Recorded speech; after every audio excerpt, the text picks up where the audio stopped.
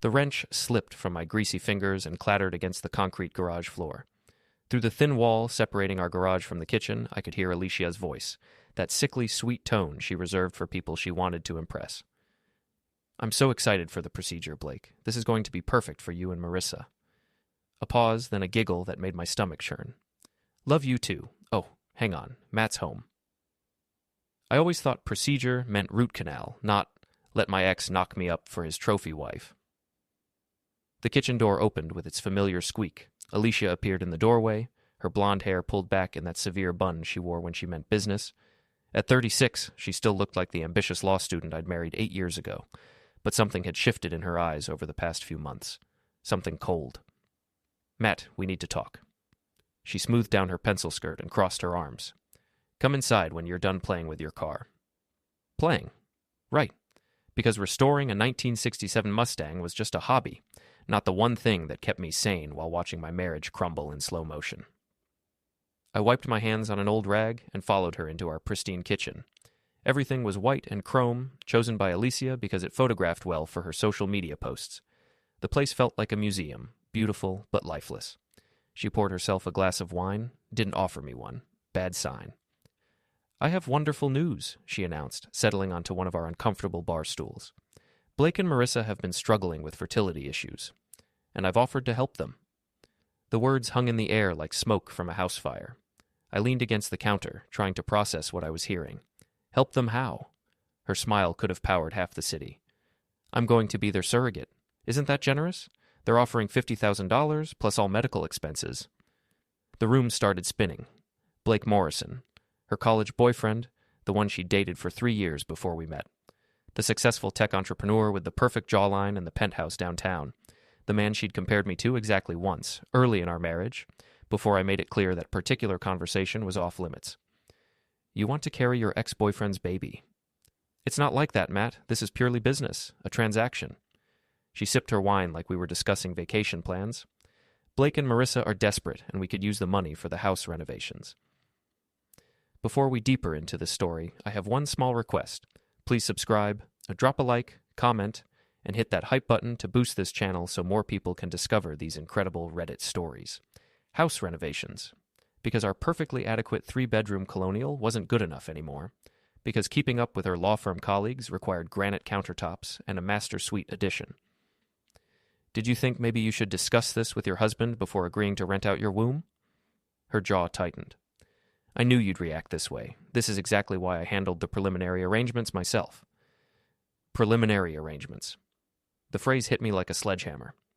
"What preliminary arrangements?" "I've already started the hormone treatments. The embryo transfer is scheduled for this afternoon." She checked her watch. A new Cartier I'd never seen before. "I need to leave in an hour." The kitchen tilted sideways. This wasn't a discussion or a proposal. This was a notification. She'd already made her choice, signed the contracts, started the medical process. My opinion was irrelevant. "How generous of you," I managed to say. "Don't let me keep you from carrying your ex's love child." She stood up, smoothing her skirt again. "I expected you to be more supportive. This could change our lives, Matt. $50,000 is nothing to sneeze at." After she left for her appointment, I sat in my home office staring at the computer screen. The cursor blinked in the search bar like a heartbeat.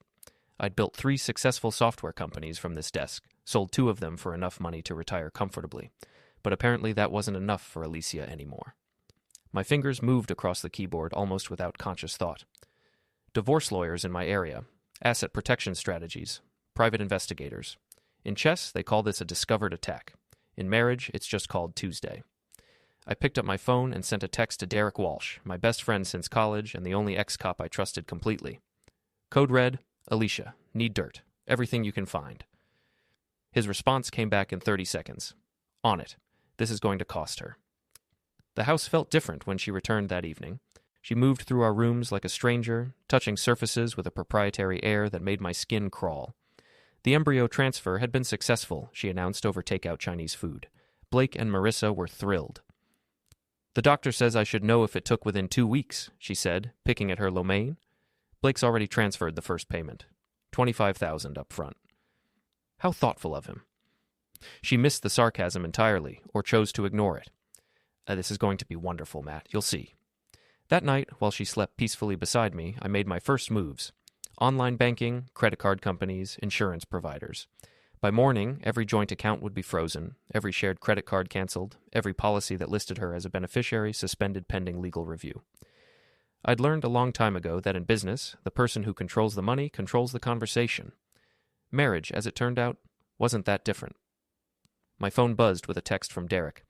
"Holy crap, Matt, you need to see this. Meet me at the gym tomorrow morning."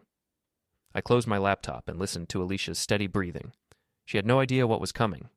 In her mind, she'd played the perfect game, secured her future, reconnected with her successful ex, and positioned herself as the generous friend willing to sacrifice for others. But she'd made one crucial mistake. She'd underestimated her husband. The next morning, Alicia's phone started ringing at 6 a.m. Credit card companies, the insurance agent, her bank. I listened from the shower as her voice grew increasingly shrill with each call. "What do you mean my cards are canceled? There must be some mistake." I emerged from the bathroom with a towel around my waist, humming softly. "Everything okay, honey?" Her face had gone pale. "Someone's sabotaged our accounts. All of them." "That's terrible. Identity theft is such a problem these days." I pulled on my jeans and a clean shirt. "I'm sure it'll get sorted out." "Matt, this is serious. How am I supposed to pay for anything?" I grabbed my keys from the dresser. "I'm sure Blake would be happy to help. After all, you're carrying his precious cargo now." The look she gave me could have melted steel, but I was already heading for the garage. I had a meeting with Derek, and something told me the news he had to share was going to change everything. Derek's boxing gym occupied the ground floor of a converted warehouse downtown, all exposed brick and industrial lighting. The place smelled like sweat, leather, and honest work, a welcome change from the sterile perfection of my house. I found him in his office, a cramped space behind the main gym floor. Derek looked like what he was, an ex-cop who'd traded his badge for a private investigator's license after a corruption scandal destroyed half the department. He'd been one of the clean ones, but guilt by association had ended his police career. Now he helped people like me uncover truths they weren't sure they wanted to know. "You're not going to like this," he said without preamble, sliding a manila folder across his desk. The folder contained printouts of text messages, hotel receipts, restaurant bills, and photographs. Lots of photographs. Blake and Alicia holding hands across a candlelit table, Blake and Alicia entering the Marriott downtown, Blake and Alicia in what appeared to be a very intimate conversation in his Tesla. "How long?" I asked. "Best I can tell, about 4 months, maybe longer." Derek leaned back in his chair. "The fertility clinic story is real, but it's not the whole story. They've been planning this for a while." I flipped through the evidence, my anger building with each page. Who else knows? Her friend Jenna's been covering for her, making alibis, providing fake girls' night stories. Derek pulled out another set of photos. "And here's the kicker. Marissa, Blake's wife, has been having her own affair." The photos showed a blonde woman I recognized as Blake's trophy wife in what appeared to be a very intimate lunch with someone whose face I couldn't see clearly. "With who?" Derek's grin was predatory. "That's the beautiful part. With Jenna, Alicia's best friend and chief enabler." The pieces started falling into place. So Blake's wife is cheating with my wife's best friend, while my wife is cheating with Blake. It gets better. The surrogacy contract? Alicia signed over all parental rights to Blake and Marissa. If she gets pregnant, you have no legal claim to the kid, and if Blake decides he doesn't want to pay the rest of the fee, she has no recourse. I closed the folder and looked at Derek. "What else?" "Your wife's law firm has a strict policy about conflicts of interest. Partners aren't supposed to engage in business relationships with former romantic partners without disclosure and approval. She never told them about Blake. And the fertility doctor? Dr. Peterson has been a little creative with his record keeping. The embryo transfer dates don't match the hormone treatment schedule.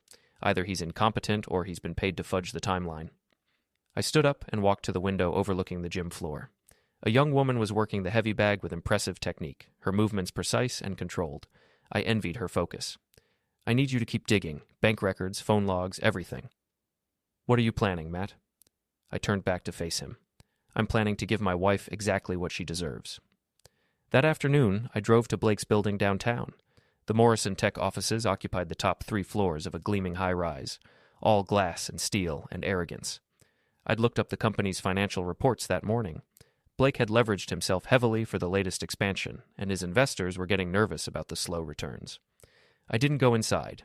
Instead, I waited in the parking garage until I saw his Tesla pull into its reserved spot.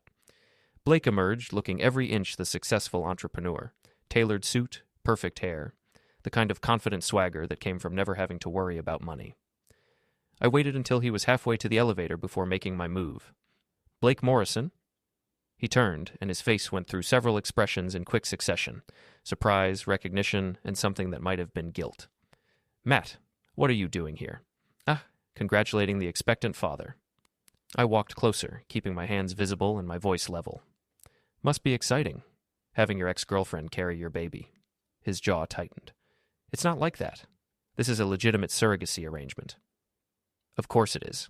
Just like those hotel visits were legitimate business meetings." Blake glanced around the parking garage, checking for witnesses. "I don't know what you think you know. I know you've been screwing my wife for 4 months. I know you convinced her to sign away her parental rights. And I know your own wife has been cheating on you with Alicia's best friend." The color drained from his face. "That's impossible. Jenna's got a distinctive tattoo on her left shoulder. Rose vine, about 6 inches long.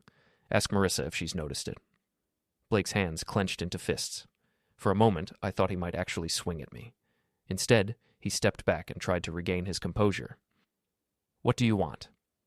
"Nothing from you, but I thought you should know that your perfect little arrangement is about to get very complicated." I turned and walked away, leaving him standing there with his mouth open. The first domino had fallen. That evening, Alicia was waiting for me when I got home. She'd been crying. Her makeup was smeared and her eyes were red and puffy. "Blake called me," she said. "He told me you went to his office." "Did he? How considerate of him to keep you informed."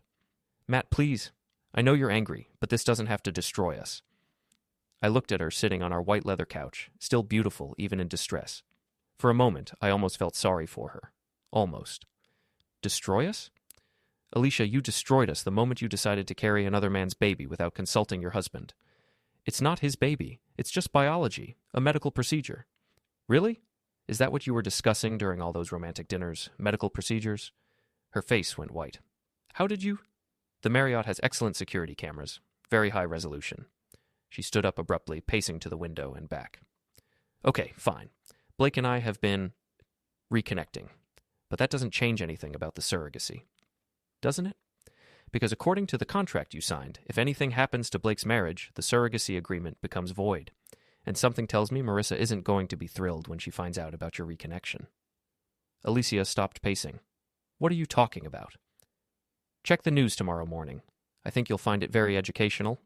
My phone had been busy that afternoon. A few anonymous tips to the right gossip bloggers, some carefully leaked photos, and a detailed email to the partners at Alicia's law firm about her undisclosed conflict of interest. By morning, half the city would know about the tangled web of affairs and deception. Alicia grabbed her purse and headed for the door. "I'm staying at Jenna's tonight. Give her my regards and ask her how Marissa is doing." The door slammed behind her, and I was alone in our perfect empty house. I poured myself 3 fingers of bourbon and sat down at my computer. Derek had sent more files, and I had work to do. Apparently, a baby shower isn't the only thing Alicia's been planning. The next morning brought chaos. My phone started ringing at 7 a.m. with calls from reporters, gossip bloggers, and what sounded like half of Alicia's social circle. I let them all go to voicemail and focused on my coffee and the morning news. Channel 7's entertainment segment led with a story about fertility fraud and affair scandals among the city's elite. They'd gotten hold of the photos Derek had provided, along with some creative speculation about the surrogacy arrangement. Blake's company stock had dropped 12% in pre-market trading. Derek called at 8:30. "You need to get down here, now." I found him at the gym with a woman I didn't recognize, mid-30s, professional dress, the kind of sharp intelligence in her eyes that made me instantly wary. "Matt, this is Amanda Ross. She's a reporter with the Tribune, but more importantly, she's been investigating Dr. Peterson's clinic for 6 months. Amanda shook my hand with a firm grip. "Mr. Cooper, I understand your wife is involved with Morrison and the fertility clinic?" "Among other things. Dr. Peterson has been running what amounts to a baby mill. Wealthy couples pay premium fees for guaranteed pregnancies, and he's been fudging medical records to make it happen. Your wife's hormone treatment started 3 weeks before the date on her medical file." The implications hit me like a freight train. "Meaning?" "Meaning if she's pregnant, the timing doesn't match the embryo transfer. Either the procedure failed and she's carrying Blake Morrison's baby from their affair, or Dr. Peterson implanted multiple embryos to increase the success rate." Derek leaned forward. "There's more. Alicia signed a second contract with Blake, separate from the surrogacy agreement. If she produces a healthy baby, she gets an additional $100,000 and a job at his company. She never mentioned a job, because the job comes with a condition. She has to relocate to Seattle, where Blake is opening a new office. The room went quiet, except for the sound of someone working the speed bag in the distance. My wife hadn't just agreed to carry another man's baby, she'd agreed to disappear with it. "What do you need from me?" I asked Amanda. "Dr. Peterson is scheduled to speak at a medical conference this afternoon. If your wife shows up for her appointment tomorrow, we'll have enough evidence to shut down his operation and expose the whole scheme." "She'll be there. Alicia never misses an appointment when money's involved." That afternoon, I made some calls of my own. Alicia's law firm was very interested to learn about her undisclosed business relationship with Blake Morrison. The state medical board was fascinated by Dr. Peterson's creative record-keeping, and Blake's investors were downright alarmed by the negative publicity surrounding their golden boy. By evening, the story had exploded across social media. A surrogate scandal was trending, and someone had created a meme using Blake's corporate headshot with the caption, "Baby Daddy Drama." Alicia came home around 9 p.m., looking like she'd been through a blender. Her perfect hair was disheveled, her makeup was gone, and her hands were shaking. "They suspended me," she said without preamble. "Pending investigation." "That's unfortunate." Blake's lawyers are saying the surrogacy contract might be void due to material misrepresentation. "What kind of misrepresentation?" She collapsed onto the couch. "They know about Dr. Peterson, they know about the timeline discrepancies, and they know about—" She trailed off. "About your affair with Blake?" "It wasn't an affair. It was complicated." I sat down across from her, studying her face. Even now, caught in a web of lies and consequences, she couldn't bring herself to tell the truth. "Alicia, do you even know whose baby you're carrying?" Her silence was answer enough. "The medical board is investigating Dr. Peterson. The Tribune is running a front-page story tomorrow. Blake's company is hemorrhaging money, and his wife has filed for divorce." "Marissa filed for divorce?" "This morning. Apparently she didn't appreciate learning about her wife's affair with your best friend through a gossip blog." Alicia's face crumpled. "This is all wrong. This wasn't supposed to happen like this." "How was it supposed to happen? You were going to carry Blake's baby, take his money, and move to Seattle for your new job. Did you think I'd just sit here and wave goodbye?" I thought you'd understand eventually. We've been growing apart for years, Matt. This was a chance for both of us to start over." "You mean it was a chance for you to trade up?" She didn't deny it. My phone buzzed with a text from Derek. "Channel 7 wants an interview. Amanda's story goes live at midnight." I showed Alicia the message. "You have about 3 hours before this gets much worse. I'd suggest you call a lawyer." "I can't afford a lawyer. You froze all our accounts." "I froze our joint accounts. Your separate account is your responsibility." Her laugh was bitter. "What separate account? I spent everything on the house renovations and the new car." I looked at her sitting there, finally understanding the scope of her miscalculation. She'd gambled everything on Blake and lost. The surrogacy money was tied up in legal challenges, her job was gone, her reputation was destroyed, and her safety net, me, had been cut away by her own actions. "There's something else," I said. "Jenna's been feeding information to the reporters. All those private conversations you had with her, she recorded them." Alicia's face went white. "That's impossible. Jenna's my best friend."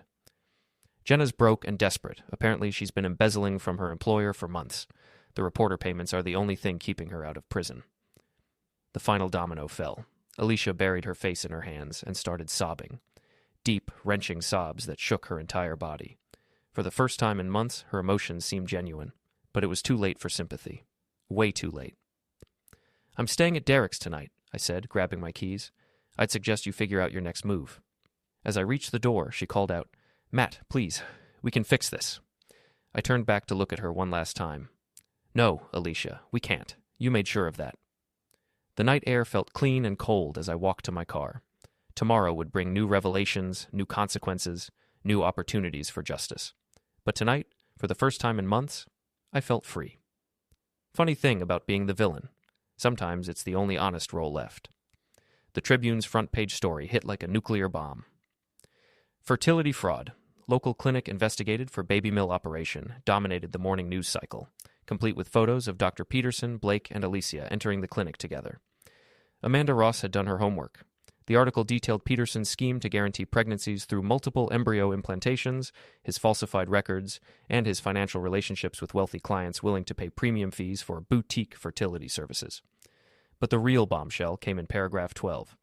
Sources close to the investigation suggest that Morrison's estranged wife, Marissa, has provided evidence of financial irregularities in her husband's company, including the use of corporate funds to pay for fertility treatments and surrogacy fees.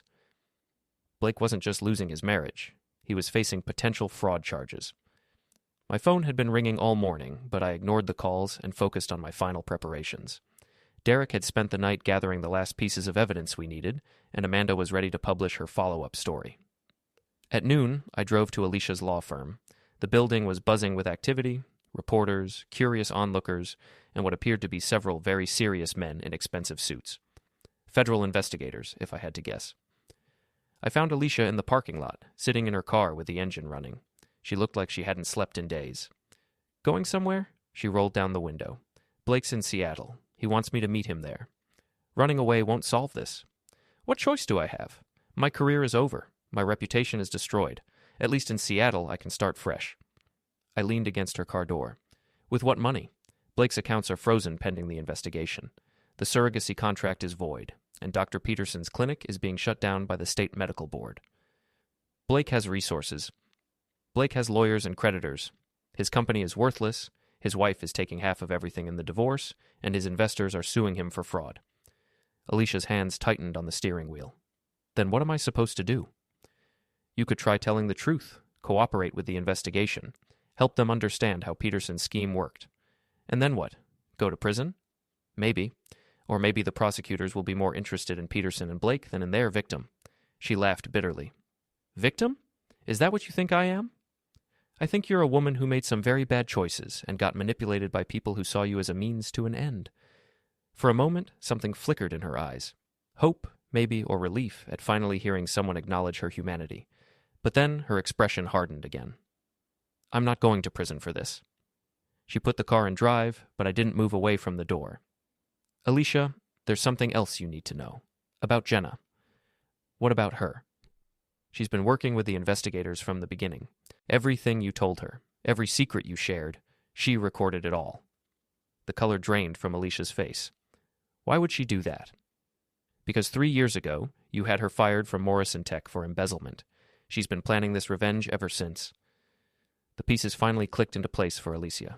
Jenna's sudden interest in Blake and Marissa, her enthusiastic support for the surrogacy plan, her willingness to provide alibis and cover stories. She set me up.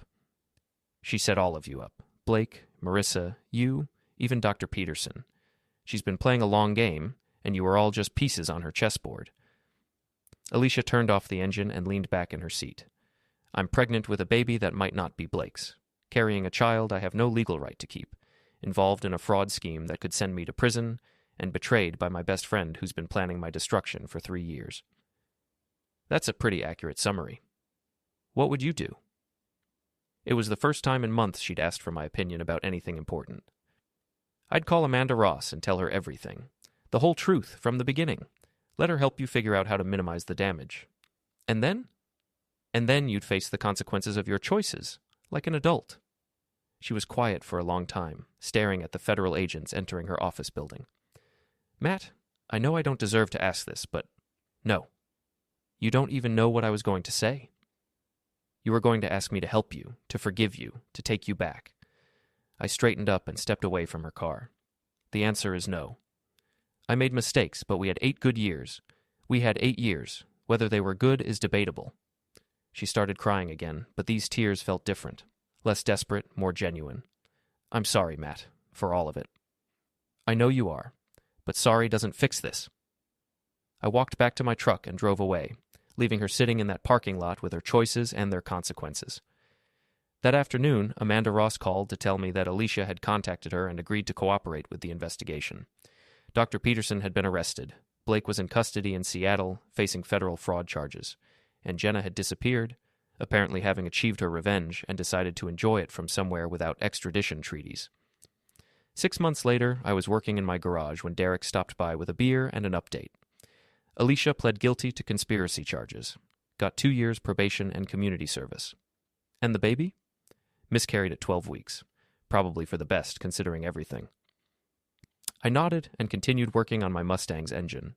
The car was almost finished. Every part restored, every system rebuilt, everything working exactly as it should. "She's been asking about you," Derek said. "Not interested." I figured, but I thought you should know she's trying to rebuild her life. Got a job with a legal aid clinic, helping other women who've been victimized by fraud schemes. Good for her? Derek finished his beer and stood to leave. You ever regret how it all played out? I considered the question while tightening a bolt. Did I regret destroying my wife's life? Did I regret exposing the fraud scheme? Did I regret playing the villain in someone else's story?